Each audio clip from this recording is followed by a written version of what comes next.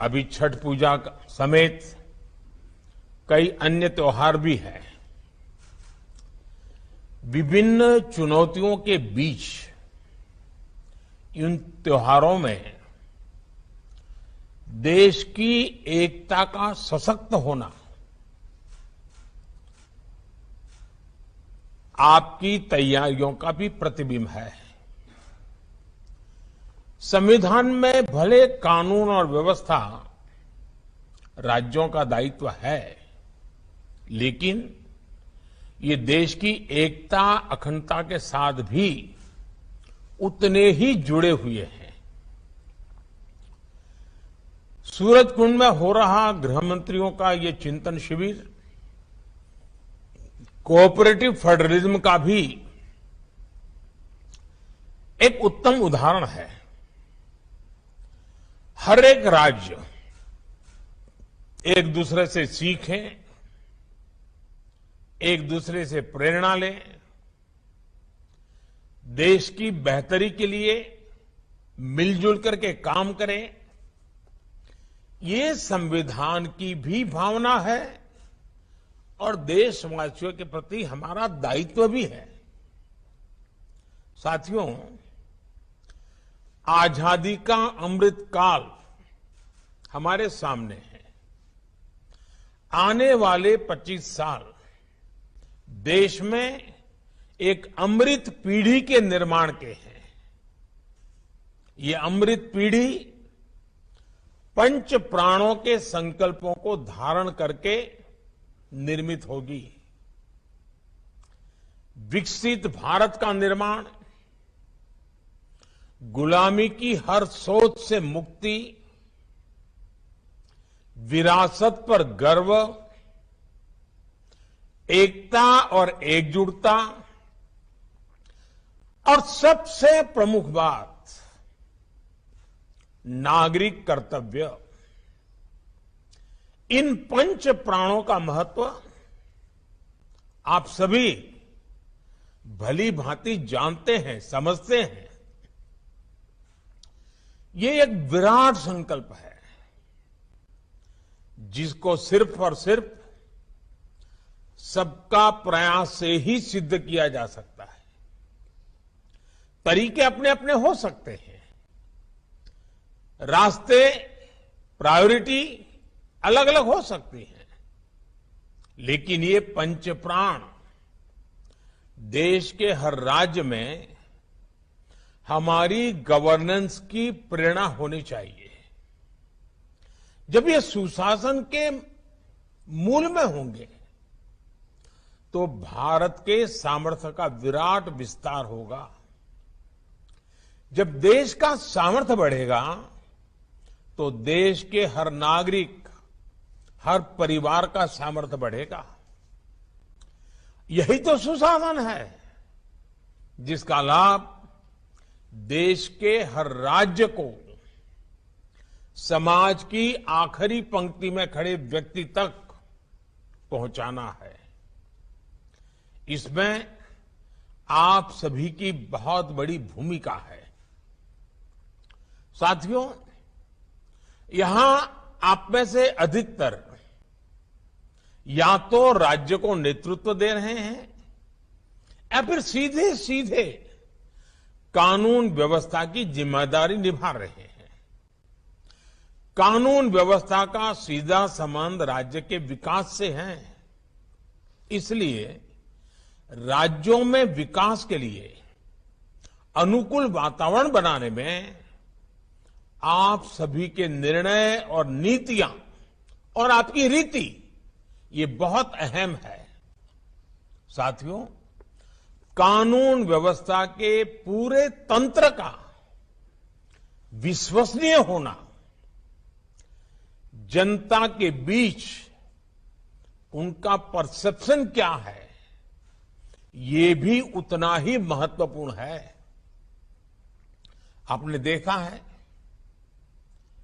कि जब भी कोई नेचुरल कैलेमिटी होती है, प्राकृतिक आपदा होती है, तो इन दिनों एनडीआरएफ की, एसडीआरएफ की एक पहचान बनी हुई है।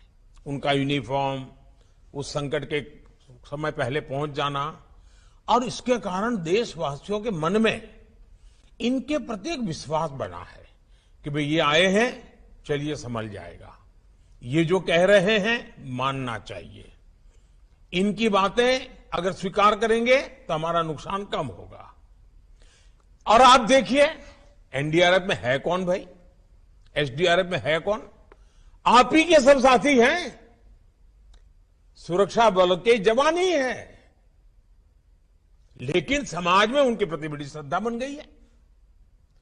आपदा के समय में जैसे ही एनडीआरएफ, एसडीआरएफ की टीम पहुंचती है, वैसे ही लोगों को संतोष होने लगता है कि अब एक्सपर्ट टीम पहुंच गई है, अब से अपना काम कर लेंगे। साथियों, अपराध वाली किसी भी जगह पर जैसे ही पुलिस पहुंचती है, लोगों में ये भाव आता है कि सरकार पहुंच गई। कोरोना काल में भी हमने देखा है कि किस तरह पुलिस की साख बेहतर हुई थी। पुलिस के लोग जरूरतमंदों की मदद कर रहे थे, जरूरी संसाधन जुटा रहे थे, अपने जिंदगी को दांव पे लगा रहे थे, यानी कर्तव्य परायणता में कोई कमी नहीं है। जरूरत अच्छा परसेप्शन बनाए रखने की भी है। इसके लिए पुलिस बल को प्रेरित करना, उसके लिए प्लान करना, हर छोटी मोटी चीजों पर लगातार मार्गदर्शन करते रहना, कुछ गलत होता है तो रोकना, ये हमारी एक जीवंत प्रक्रिया होनी चाहिए, ऊपर से नीचे तक हर पल होनी चाहिए। साथियों, हमें एक बात और समझनी होगी, अब कानून व्यवस्था किसी एक राज्य के दायरे में सिमटी रहने वाली व्यवस्था नहीं रह गई है। अब अपराध इंटरस्टेट और इंटरनेशनल हो रहे हैं, यानी टेक्नोलॉजी की मदद से एक राज्य में बैठे अपराधी दूसरे राज्य में भयंकर अपराध करने की ताकत रखते हैं। देश की सीमा से बाहर बैठे अपराधी भी टेक्नोलॉजी का जमकर गलत इस्तेमाल कर रहे हैं। इसलिए हर राज्य की एजेंसियों का आपस में तालमेल, केंद्र और राज्य की एजेंसियों का आपस में तालमेल, ये बहुत जरूरी है। और इसीलिए आपको मालूम होगा, मैंने डीजीपी कॉन्फ्रेंस में कहा था कि 2 एडजॉइनिंग स्टेट होते हैं, उसके जो एडजॉइनिंग डिस्ट्रिक्ट होते हैं, उन्होंने पीरियोडिकली बैठ करके दोनों राज्यों के उन दोनों जिलों की समस्याओं का संकलन करना चाहिए, साथ मिलकर काम करना चाहिए, उसी में से ताकत बनेगी। कई बार केंद्रीय एजेंसियों को कई राज्यों में एक साथ जांच करनी पड़ती है, दूसरे देशों में भी जाना पड़ता है। इसलिए हर राज्य का दायित्व है कि चाहे राज्य की एजेंसी हो, चाहे केंद्र की एजेंसी हो, या संबंधित कहीं किसी और राज्य से संपर्क आता है, सभी एजेंसियों को एक दूसरे को पूरा सहयोग देना चाहिए। कोई बड़ा है, कोई छोटा है, किसका अधिकार है, उसी में कभी कभी तो हम देखते हैं एक आध एफआईआर रजिस्टर नहीं हुई, क्यों नहीं हुई, तो बोले ये तय नहीं हो रहा है कि वो जो जगह है वो इस थाने में पड़ती है, उस थाने में पड़ती है। ये जो चीजें हैं वो सिर्फ पुलिस थाने तक नहीं है, राज्यों के बीच भी हो जाती हैं, केंद्र और राज्य के बीच में हो जाती हैं, भारत और विदेश की व्यवस्थाओं के साथ हो जाती है। इसलिए हमारी एफिशिएंसी के लिए, हमारे आउटकम के लिए, सामान्य नागरिक को सुरक्षा देने के लिए हमारे बीच में तालमेल, संकलन, सहयोग बहुत अनिवार्य है। और इसके लिए जितना संकलन बढ़ेगा, आपके राज्य की भी ताकत बढ़ने वाली है। साथियों, साइबर क्राइम हो या फिर ड्रोन टेक्नोलॉजी का हथियारों और ड्रग्स तस्करी में उपयोग, इनके लिए हमें नई टेक्नोलॉजी पर काम करते रहना होगा। अब देखिए, हम 5G के युग में घुस गए हैं। तेजी से 5G पहुंचने वाला है। अब 5G के जितने लाभ है, इतनी ही जागरूकता भी जरूरी रहेगी। 5G से facial recognition technology, automatic number plate recognition technology, drone और सीसीटीवी जैसी टेक्नोलॉजी, परफॉर्मेंस में ये कई गुना सुधार होने वाला है। लेकिन हम जितनी तेजी से आगे बढ़ेंगे, जो क्राइम करने वाला वर्ल्ड है, उसका भी ग्लोबलाइजेशन हो चुका है, वो इंटरस्टेट हो चुका है, वो भी टेक्नोलॉजी में फॉरवर्ड हो चुके हैं। मतलब हमें उनसे 10 कदम आगे जाना होगा। हमें हमारी कानून व्यवस्था को भी स्मार्ट बनाना, इसके लिए बहुत ही आग्रह से काम करना पड़ेगा। साथियों, मेरा आग्रह यह भी है कि टेक्नोलॉजी को कृपा करके बजट के तराजू से न तोले।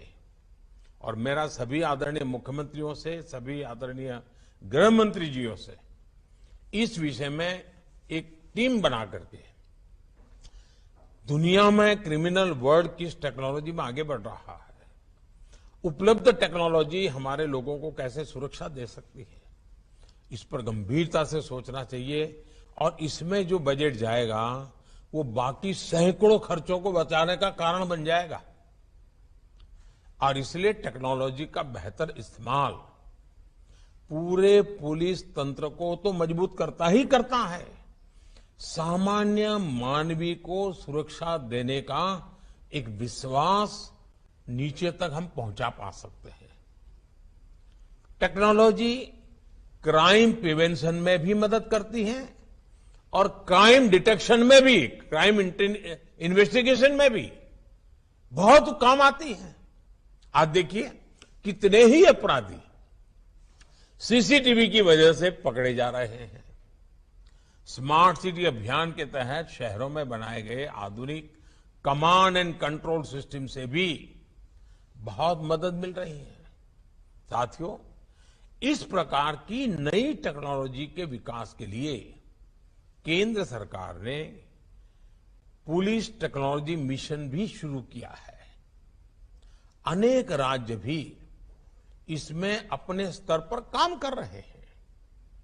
लेकिन यह अनुभव आ रहा है कि हमारे अलग अलग प्रयोग होने के कारण हमारी टेक्नोलॉजी एक दूसरे के साथ बात नहीं करती है और इसलिए हमारी एनर्जी वेस्ट होती है। वो जो भी मटेरियल है वो उस राज्य तक सीमित रहता है। हमें कॉमन प्लेटफॉर्म के विषय में बड़ा मन रख करके सोचना ही पड़ेगा। किसी एक के पास बहुत उत्तम चीज है तो ये मान करके न बैठे कि मेरे पास है, मैं तो किसी को दूंगा नहीं, मैं अपनी ताकत बनाए रखूंगा। एक समय आएगा, कितनी उत्तम टेक्नोलॉजी होगी और लोगों के सहयोग में नहीं होगी। इन खबर चैनल को सब्सक्राइब करें।